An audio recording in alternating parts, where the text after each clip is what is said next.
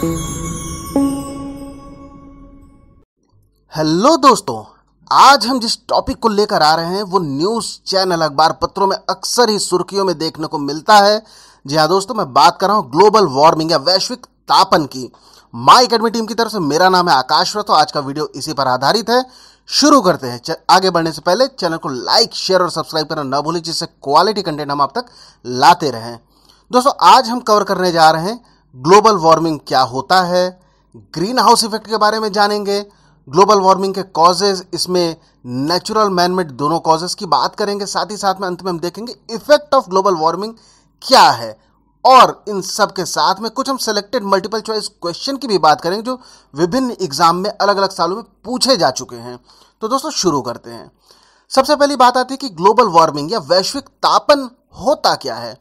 तो देखिए, जैसा इसका नाम है, इसके नाम को अगर हम दो पार्ट में तोड़ देते तो ग्लोबल वार्मिंग मतलब ग्लोब, या हम अर्थ की बात कर रहे हैं, और वो जब गर्म होता है तो पर्टिकुलरली हम बात कर रहे हैं, उसको मिला जुला के ग्लोबल वार्मिंग जैसा कोई कॉन्सेप्ट निकलता है। और अगर हम डिटेल में थोड़ा सा गहराई में इसको समझने का प्रयास करते हैं तो दोस्तों, जब जो पृथ्वी का टेम्परेचर धीमे धीमे बढ़ने लग जाता है, किन कारणों से, ग्रीन हाउस इफेक्ट, इसको अभी हम आगे समझेंगे कि ग्रीन हाउस इफेक्ट आखिर होता क्या है। तो बेसिकली जब अर्थ का टेम्परेचर धीमे धीमे बढ़ता है, ग्रीन हाउस इफेक्ट के कारणों से जो ग्रीन हाउस गैसेज होती हैं, कार्बन डाइऑक्साइड, CFCs और दूसरे जो भी पॉल्यूटेंट होते हैं, उनके बढ़ने की वजह से जब पूरे ग्लोब का टेम्परेचर, ये देखिए टेम्परेचर पूरा बढ़ता जा रहा है, तो इसी कॉन्सेप्ट को हम कहते हैं ग्लोबल वार्मिंग, या विश्व का तापमान बढ़ रहा है, वैश्विक तापन। तो देखिए, ग्रीन हाउस इफेक्ट होता क्या है।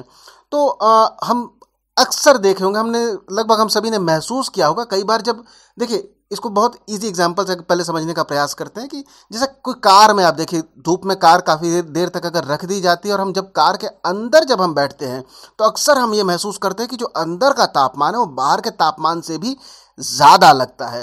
दोस्तों, होता क्या है कि जो टेम्परेचर होता है, जो हीट होता है, हीट तो अंदर वो आ जाती है, पर वो शीशे और जो एल्युमिनियम की बॉडी होती है उसकी वजह से पूरी तरीके से उस रेशियो में बाहर ये निकल नहीं पाती जिस रेशियो में वो हीट अंदर आता है। इस वजह से अंदर का टेम्परेचर थोड़ा सा बढ़ जाता है।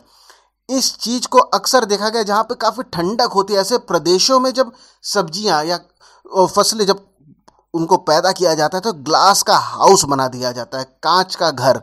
उसके अंदर क्या होता है, इसका बाहर से जो भी टेम्परेचर, जो हीट आता है, वो उस ग्लास की वजह से, ग्लास बॉडी की वजह से ट्रैप हो जाता है और वो बाहर निकल नहीं पाता है, जिस वजह से जो वेजिटेशन होती है उसको जो भी आवश्यक टेम्परेचर की ज़रूरत होती है वो उसको मिलता रहता है। ये वहाँ पे तो बहुत लाभकारी होता है। पर दोस्तों, ये जो ग्लास हाउस होता है, इसके अंदर जो गैस ट्रैप होती है, इसी फिनोमिना को हम ग्रीन हाउस इफेक्ट कहते हैं। पर ये जब काफ़ी बड़े स्तर पर पूरे ग्लोब में होता है, तब ये जो एक छोटे स्तर पर जो फ़ायदा कर रहा होता है फसलों के लिए कुछ शीत प्रदेशों में, वो अब पूरी ही दुनिया के अस्तित्व पर संकट पैदा कर देता है। तो बेसिकली जो ग्रीन हाउस इफेक्ट क्या होता है, जो सूर्य से जो भी रेडिएशन आती है उसको अलग अलग गैसेस, जो पृथ्वी, ये देखिए ये पृथ्वी है, इस पे कंबल की तरीके से ये फॉर्म हो जाता है, ब्लैंकेट की तरीके से हो जाता है। और ये जिस मात्रा में जो रेडिएशन होता है, कैसा रेडिएशन, जो इंफ्रारेड रेडिएशन को ये एब्जॉर्व कर लेती है। देखिए, दिन के समय में सूरज होता है, यहाँ से गैसेस, रेडिएशन सब आती रहती हैं, पृथ्वी पर टकराती हैं और ये वापस भी लौटती हैं। पर वापस ये जो गैस होती है इसको ट्रैप कर लेती है, इसको रोक लेती है, इसको जाने नहीं देती हैं। तो उस मात्रा में जा नहीं पाती और पूरी पृथ्वी का टेम्परेचर थोड़ा सा गर्म बना रहता है। अगर ये ग्रीन हाउस इफेक्ट ना हो तो पृथ्वी पर जीवन संभव नहीं हो पाएगा, क्योंकि ये टेम्परेचर दिन में बहुत ही गर्म रहेगा और रात में उतना ही ये ठंडा भी हो जाएगा। तो बेसिकली एक दूसरे भी एग्जाम्पल में हम लोगों में से कई लोगों ने सोलर कुकर को देखा होगा। उसमें भी खाना बनता है, उसमें सूरज होता है, ऐसा एक पूरा बॉडी होती है, ऊपर उस पर ग्लास पैनल लगा होता है जिसमें खाना कुछ रख दिया जाता है और वो ग्लास ट्रैप होने की वजह से वो हीट बाहर ग्लास से नहीं निकल पाता और खाना पक जाता है। तो ये, चाहे वो सोलर पैनल का एग्जांपल ले लीजिए, कार का एग्जांपल ले लीजिए, ये basically a type of green house effect ये पैदा करता है। और जो गैसेस, इसमें ग्रीन हाउस में कौन कौन सी गैसेस होती हैं, सबसे ज़्यादा जो पाई जाती है वो होती कार्बन डाइऑक्साइड, दूसरे नंबर पे मेथेन होती है, क्लोरोफ्लोरोकार्बन होती है, ओजोन होती है, नाइट्रस ऑक्साइड एटसेट्रा। ये सारी चीज़ें ग्रीन हाउस गैसेस कहलाती हैं। ये ग्रीन हाउस गैसेस क्या करती हैं, ये जो इंफ्रारेड रेडिएशन को होता है इसको ये ट्रैप कर लेती है, और जिस वजह से जो ग्लास हाउस या ग्रीन हाउस जो इफेक्ट एक पैदा हो जाता है और टेम्परेचर बढ़ने लगता है। दोस्तों आईएएस प्रीलिम्स 2008 में एक प्रश्न किया गया था कि 4 टर्म दे दिए गए, कैसा, rice field, domestic animal, coal mining और वेटलैंड या आर्द्र भूमि। मतलब जो चावल का मैदान, चावल की खेती जहाँ पर होती है, घरेलू जो जानवर को, मवेशी जो पैदा, जो जिनको पाला जाता है, जो मवेशी होते हैं, कोयला का जहाँ पे माइनिंग होता है, कोयला खदान होता है, और जो आर्द्र भूमि होती है, इनमें से मीथेन कहाँ कहाँ से निकलता है, जो कि एक ग्रीन हाउस गैस, अभी हमने पिछले स्लाइड में देखा, ये देखिए मीथेन दूसरे नंबर पे, ये काफ़ी ज़्यादा एक बड़ी मात्रा में एक ग्रीन हाउस गैसेस का ये प्रोपोर्शन बनाता है। तो इस प्रश्न में पूछा गया कि इन चारों ऑप्शन में से मीथेन कहाँ कहाँ से निकलता है। तो दोस्तों इसका सही जवाब है इन चारों में से ही। अच्छा, कई एग्जाम में और पूछा गया है अलग से, बेसिकली पूछा जाता है ये चावल के खेतों में या राइस फील्ड या पैडी फील्ड, यहाँ को लेकर पूछा जाता है कि इसमें से पर्टिकुलर कौन सी ग्रीन हाउस गैस निकलती है। तो इसका जवाब क्या हो जाता है, इसका जवाब हो जाता है मीथेन। आगे बढ़ते हैं, अब हम बात करते हैं ग्लोबल वार्मिंग के कॉजेस की, किन क्या क्या कारक हैं, कैसे कारक हो सकते हैं। तो दोस्तों कारक में जब हम बात करते हैं तो 2 तरीके के कारक आते हैं। एक तो होता है नेचुरल रीजन होता है जिस वजह से ग्लोबल वार्मिंग होती है, एक सतत प्रक्रिया होती है। दूसरा, हम इंसानों के द्वारा उत्पन्न किए गए कारणों से भी वैश्विक तापन हो रहा है। दोस्तों इंसानी कारकों की अगर बात करें तो सबसे मेन कारण क्या आ जाता है, डिफॉरेस्टेशन। चित्र में देखिए जंगलों का कटना। दोस्तों जंगल, जो पेड़ पौधे होते हैं, वो सबसे ज़्यादा किस चीज़ के मेन सोर्स होते हैं, ऑक्सीजन के। और वो क्या करते हैं, वो ऑक्सीजन को जब फोटोसिंथेसिस होता है उसमें वो कार्बन डाइऑक्साइड को वो लेते हैं और इसकी जगह पे वो ऑक्सीजन देते हैं। तो एक तरीके से वो कार्बन डाइऑक्साइड के सिंक के तरीके से भी काम करते हैं और ऑक्सीजन की मात्रा को भी ये बढ़ाते हैं। पर हमारे अलग अलग, कभी ज़मीन की ज़रूरत की वजह से, कभी एग्रीकल्चरल लैंड की वजह से, कभी दूसरे कारणों से इंसानों द्वारा जब जंगल को काटे जाते हैं तो उस वजह से ये पेड़ कटते हैं और ये जो कार्बन सिंक की तरीके से काम कर रहे होते हैं ये भी नहीं हो पाता है, ऑक्सीजन भी नहीं मिल पाता और ओवरऑल जो वैश्विक तापन होता है खतरनाक तरीके से बढ़ने लगता है। तो पहला क्या कारण मिल गया, डिफॉरेस्टेशन। दूसरा, यूज ऑफ व्हीकल्स। हम ट्रांसपोर्टेशन के लिए अलग अलग चाहे वो ट्रांसपोर्टेशन हो, माल ढुलाई हो, लोगों का अन्य बहुत सारे रीजन की वजह से डिफरेंट टाइप्स ऑफ व्हीकल्स का इस्तेमाल करते हैं। चाहे वो रोडवेज हो, रेलवेज हो, एयरवेज हो या वाटरवेज हो, हर जगह पे व्हीकल का इस्तेमाल वो डिफरेंट ट्रांसपोर्ट के लिए होता है। और सभी में खास बात क्या होती है, सभी से प्रदूषण पैदा होता है। दोस्तों चाहे वो जिस भी तरीके के व्हीकल होते हैं उनमें से गैसेस निकलती हैं। जो व्हीकल्स होते हैं वो फॉसिल फ्यूल्स, चाहे वो डीजल हो, पेट्रोल हो इत्यादि, उस पर वो चलते हैं और उस फॉसिल फ्यूल की जो बर्निंग होता है उससे ह्यूमंगस अमाउंट में कार्बन डाइऑक्साइड रिलीज होता है। कार्बन डाइऑक्साइड और दूसरे तरीके के जो टॉक्सिक गैसेस होते हैं वो, इससे क्या होता है, इससे ग्लोबल जो वार्मिंग होता है वो बढ़ता है, बहुत ज़्यादा बढ़ता है। और हम देख भी रहे हैं धीमे धीमे जो भी ट्रांसपोर्टेशन, जो भी व्हीकल्स हैं, इनका इस्तेमाल बहुत तेज़ी से बढ़ा है और ये समस्या ग्लोबल वार्मिंग की भी उसी अनुपात में बहुत तेज़ी से बढ़ रही है। आगे अगर हम बात करते हैं तो क्लोरोफ्लोरोकार्बन की। दोस्तों ये एक तरीके की गैस होती है। हम सभी के घरों में रेफ्रिजरेटर होता है, एसी होता है, इन सभी से ये क्लोरोफ्लोरोकार्बन खतरनाक गैस निकलती है। इससे होता क्या, सबसे खतरनाक इस गैस का काम होता है कि जो ओजोन की जो लेयर होती है उसको ये नुकसान करती है। ये देखिए इस चित्र में दिखाया गया कि यहाँ पर ओजोन की लेयर में ये छेद हो जाता है। अब ओजोन जो होता है, ओजोन पृथ्वी के वातावरण पे एक ब्लैंकेट की तरीके से काम करता है जो कि जो सूर्य से हार्मफुल अल्ट्रा वायलेट किरणें होती हैं उसको पृथ्वी पर आने से ये रोकता है। पर जब ओजोन का ये जो ब्लैंकेट है, ये देखिए यहाँ पे अगर मान के चलिए और अन्य कुछ स्थानों पर अगर इस ब्लैंकेट में ही सुराख हो जाएगा। तो वो जो हानिकारक अल्ट्रा वायलेट किरण है वो सीधे पृथ्वी तक आएंगे और पृथ्वी तक आने की वजह से वो बहुत सारी समस्या और साथ साथ में ग्लोबल वार्मिंग तेजी से बढ़ाती हैं। आगे अगर हम बात करते हैं तो इंडस्ट्रियल डेवलपमेंट, इंसानी सभ्यता का विकास जैसे जैसे होता गया उसी के अनुपात में इंडस्ट्रीज भी डेवलप की हैं। दोस्तों इंडस्ट्रीज में बहुत बड़ी मात्रा में हानिकारक प्रदूषक निकलते हैं, अनट्रीटेड वाटर निकलते हैं, वो हर तरीके से डिफरेंट गैसेस होते हैं, तो ये ग्लोबल वार्मिंग को बढ़ाते हैं। तो एक प्रश्न की बात करता हूं जो कि बिहार पीसीएस 2017 में पूछा गया था।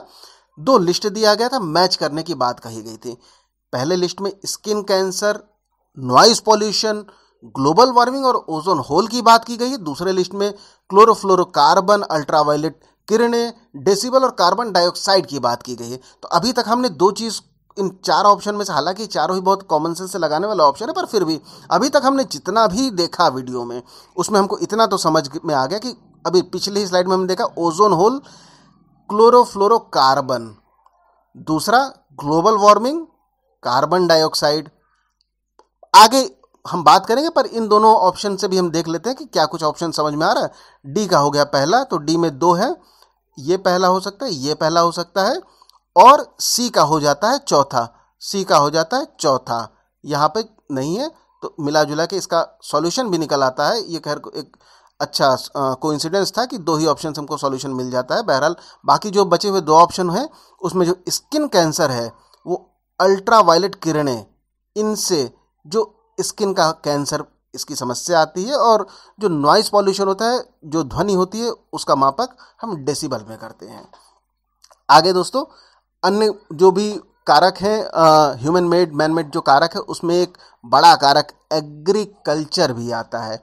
एग्रीकल्चर में क्या होता है, अभी हमने एक प्रश्न में भी देखा था, जो फील्ड होती है वहाँ पे बड़ी मात्रा में मेथेन ये निकलती है, प्लस कार्बन डाइऑक्साइड भी निकलता है, और ये दोनों गैस बहुत ज़्यादा हानिकारक होती हैं रिगार्डिंग टू ग्लोबल वार्मिंग। इनसे ग्लोबल वार्मिंग बढ़ता है। इनके साथ साथ में एग्रीकल्चर की आवश्यकता हमको जैसे जैसे बढ़ती है, हम उस डिफॉरेस्टेशन भी करते हैं।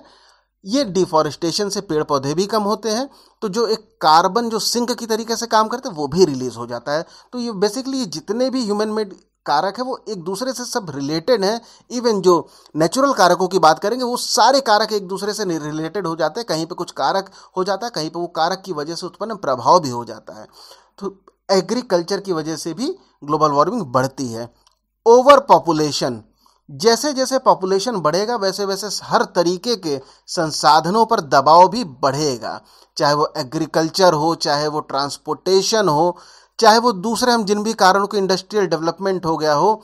ये सारे ही चीज़ें जैसे जैसे पॉपुलेशन बढ़ता है वैसे वैसे इन हर क्षेत्रों पे दबाव बढ़ेगा, और जैसे जैसे हर क्षेत्रों पे दबाव बढ़ेगा वैसे वैसे ग्लोबल वार्मिंग की समस्या और ज़्यादा बढ़ती जाएगी।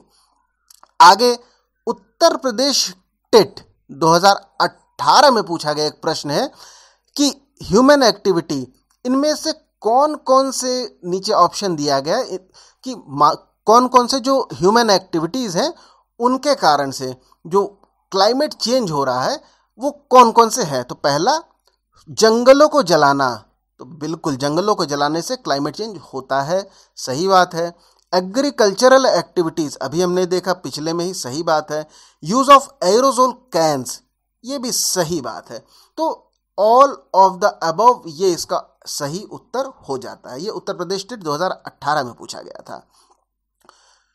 दोस्तों माफ़ कीजिएगा, मैं पीछे स्लाइड में चला गया। दोस्तों अब हम बात करते, अभी तक हम मैन मेड कारकों को देख रहे थे, अब हम नेचुरल रीज़न या natural causes of global warming के देखते हैं, जो कि प्राकृतिक तरीके से होता है। ये एक सतत प्रक्रिया होती है, इसमें ह्यूमन हस्तक्षेप, मानव हस्तक्षेप हो अथवा ना हो, पर ये समय के साथ होता है। समय के साथ जो प्रकृति है वो खुद को संतुलित करती है। तो इसमें एक पहला जो सबसे मुख्य कारक उभर कर आता है वो होता है वॉल्केनोज या ज्वालामुखी। ये देखिए चित्र में, जब वॉल्केनो इरप्शन, जो ज्वालामुखी विस्फोट जब होता है तो कई तरीके के ये देखिए कई तरीके के पृथ्वी के जो गर्भ होते हैं उसमें से कई तरीके के गैसेस बाहर निकलते हैं, धुआं बाहर निकलता है, प्रदूषक बाहर निकलते हैं, और ये सब कुछ मिलके ग्लोबल वार्मिंग को बढ़ाते हैं। ये काफ़ी खतरनाक स्थिति पैदा हो जाती है। दोस्तों आगे अब हम बात करते हैं तो वाटर वेपर की। दोस्तों वाटर वेपर की अगर मैं बात करूं तो वाटर वेपर जैसे ग्रीन हाउस गैस वो क्या कर रहे थे, वो जो टेम्परेचर होता था उसको ट्रैप कर लेते थे, उसको बाहर नहीं जाने दे रहे थे। उसी तरीके से वाटर वेपर भी होता है, जो छोटे छोटे वाष्पन जो इसके जो कण हो जाते हैं वो भी हीट को ट्रैप करते हैं। और इसमें होता क्या है, जैसे जैसे ग्लोबल वार्मिंग बढ़ती है, ये देखिए चित्र में देखिए, टेम्परेचर जैसे जैसे बढ़ेगा जो भी वाटर बॉडीज होते हैं उनमें से जो वेपर निकलने की जो प्रवृत्ति होती है वो बढ़ती है, और जैसे जैसे वेपर ज़्यादा निकलेंगे वैसे वैसे वो हीट और ज़्यादा ट्रैप करेंगे, और वो हीट ट्रैप और ज़्यादा करेंगे तो ग्लोबल वार्मिंग और ज़्यादा बढ़ेगी। तो ये पूरा एक साइक्लिक प्रोसेस है, जो एक मतलब ग्लोबल वार्मिंग के बढ़ने से वाटर वेपर बढ़ता है, वाटर वेपर के बढ़ने से ग्लोबल वार्मिंग बढ़ती है। दोस्तों मेल्टिंग परमाफ्रॉस्ट, जो ग्लेशियर्स हैं उनमें जब बर्फ जो जमी हुई है, जैसे टेम्परेचर जब बढ़ता है तो बर्फ पिघलने लगती है। अच्छा, जब बर्फ पिघलती है तो सबसे जो बड़ा एक उसमें ये देखिए यहाँ पे पूरी जमी हुई, जैसे ज़मीन पूरी जम गई है, तो ये सिर्फ बर्फ नहीं जमी है, ये बहुत लंबे समय से कई वर्षों, कई सौ हजारों वर्षों से ये जो बर्फ जमी इसके अंदर विभिन्न विभिन्न गैसें भी जमी हुई हैं, मिनरल्स हैं, गैसेस हैं, बहुत सारी चीज़ें हैं। अब जैसे जैसे ये पिघलेंगे, गैसेस रिलीज होंगे, वैसे वैसे ग्लोबल वार्मिंग और ज़्यादा बढ़ेगा। और ये भी पूरा एक साइक्लिक प्रोसेस होता है, ग्लोबल वार्मिंग जैसे और ज़्यादा बढ़ेगा वैसे वैसे ये जो भी परमाफ्रॉस्ट है वो और ज़्यादा इनके गलने की संभावना बढ़ जाती है। और जैसे ये परमाफ्रॉस्ट ये जब गलते हैं तो समुद्र का माफ़ कीजिएगा, जो सतह होती है वो सी लेवल वो और ज़्यादा राइज करने लग जाता है, और उससे बहुत प्रकार की समस्याएं उत्पन्न होती हैं। अन्य हम प्राकृतिक कारणों में बात करें तो जंगल में लगने वाली आग। दोस्तों जंगल में जब आग नेचुरल कारकों से लगती है तो वहाँ पे आग लगने से क्या होता है, ये देखिए चित्र में जैसे आप देख सकते हैं कि पेड़ स्पेशीज जो भी यहाँ पे रहने वाले जानवर, जीव जंतु, सबका नाश हो जाता है। और इसका सीधा सीधा प्रभाव पड़ता है वैश्विक तापन में, क्योंकि बहुत ही बड़ी मात्रा में धुआं बाहर निकलता है, कार्बन डाइऑक्साइड बाहर निकलता है, दूसरे टॉक्सिक गैसेस भी बाहर निकलती हैं। ग्लोबल वार्मिंग के अगर हम इफेक्ट की बात करें तो इफेक्ट, सबसे पहला इफेक्ट क्या हो जाता है, टेम्परेचर बढ़ता है, तापमान में वृद्धि होती है। अभी हमने पहले इसको देखा भी हुआ है कि तापमान इसका जब बढ़ने लगता है, अच्छा तापमान बढ़ेगा तो क्या होगा, अभी हमने देखा जो ग्लेशियर्स होते हैं, ग्लेशियर्स कम होंगे, ग्लेशियर्स पिघलने लग जाएंगे। जो समुद्र का जो सी लेवल की अगर हम बात करते हैं, सी लेवल बढ़ेगा, समुद्र पिघलेंगे, और दोस्तों जो कोस्टल रीजन होते हैं इनके अस्तित्व पर प्रश्न चिन्ह लग जाता है। ये बहुत खतरा आज के समय में, वर्तमान समय में बना हुआ है coastal countries, coastal area, coastal region की वजह से। आगे अगर हम बात करते हैं तो इकोसिस्टम के लिए खतरा पैदा हो जाता है। दोस्तों सबसे सीधा प्रभाव पड़ जाता है कोरल रीफ पर। कोरल रीफ, इसको ट्रॉपिकल रेन फॉरेस्ट भी कहा जाता है समुद्र का। और इसमें क्या होता है कि बहुत बड़ी मात्रा में इकोसिस्टम को सपोर्ट करता है, प्लांट एनिमल लाइफ को सपोर्ट करता है। टेम्परेचर के बढ़ने से, ग्लोबल वार्मिंग के बढ़ने से कोरल जो रीफ होता है ये घटने लगता है। इसकी वजह से जो भी इस पर डिपेंडेंट लाइफ होते हैं वो भी डिक्रीज करने लगते हैं, और ये भी पूरा एक साइक्लिक फॉर्म होता है। ग्लोबल वार्मिंग बढ़ेगा तो कोरल रीफ और ज़्यादा कम होगा, कोरल रीफ और ज़्यादा कम होता है, तो इससे डायरेक्टली और इनडायरेक्टली जो ग्लोबल वार्मिंग होता है वो भी बढ़ता है। क्लाइमेट चेंज, आज के समय में मौसम अप्रत्याशित रूप से बदल रहा है, साथ ही साथ में कई जगहों पर बाढ़, कई जगहों पर सूखा, इस तरीके की समस्याएं भी देखने को मिल रही हैं। तो ये जो एक इम्बैलेंस प्रकृति में पैदा हो रहा है, इसकी जड़ ग्लोबल वार्मिंग से निकलती है। स्प्रेड ऑफ डिजीज, बीमारियों का बढ़ना। दोस्तों जब हीट और ह्यूमिडिटी, जो ग्लोबल वार्मिंग की वजह से क्या होता है कि जो हीट होता है प्लस ह्यूमिडिटी, इसके पैटर्न में बदलाव होता है। और जब हीट ह्यूमिडिटी के पैटर्न में बदलाव होगा तो जो मच्छर होते हैं और जो दूसरे जो बीमारी के जो वाहक होते हैं, जो कैरियर होते हैं, उनकी जनसंख्या में भी वृद्धि होती है। साथ ही साथ में वो जो भी उनका निवास स्थान होता है उसमें परिवर्तन होता है और वो नए स्थान की भी तलाश करते हैं, जिसकी वजह से एक स्थान से दूसरे स्थान में जाने से बीमारियां भी वो अपने साथ लेकर जाते हैं और बड़ी मात्रा में वो मानव जाति और अन्य दूसरे स्पीशीज के लिए ये खतरा पैदा कर देता है। तो ये भी ग्लोबल वार्मिंग की वजह से हो रहा है। हाई मॉर्टेलिटी रेट, मृत्यु दर में काफ़ी इजाफा हो जाता है। अभी हमने ऊपर देखा कहीं पर बाढ़ आती है, कहीं पर सूखा पड़ता है, कहीं पर बीमारियां बढ़ रही होती, जिसका सीधा प्रभाव क्या होता है, मृत्यु दर बढ़ जाती है। जो नेचुरल हैबिटेट होता है उसका नुकसान होता है। जो प्लांट है, एनिमल है, दूसरे स्पेशीज होते हैं, वो उनका जो नेचुरल जो हैबिटेट होता है उसकी वजह से उनको कई बार माइग्रेशन करना पड़ता है। कई बार वो माइग्रेट करते हैं ताकि वो एक सुरक्षित स्थान पर रह सके, और कई बार इवन जो स्पेशीज होता है वो एक्सटिंक्ट कर जाता है, वो ख़त्म हो जाता है।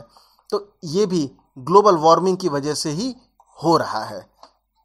दोस्तों एक और प्रश्न को हम देखते हुए चलते हैं कि ये एसएससी एलडीसी 2011 में पूछा गया था कि ग्लोबल वार्मिंग से क्या चीज़, इसका क्या रिजल्ट हो रहा है।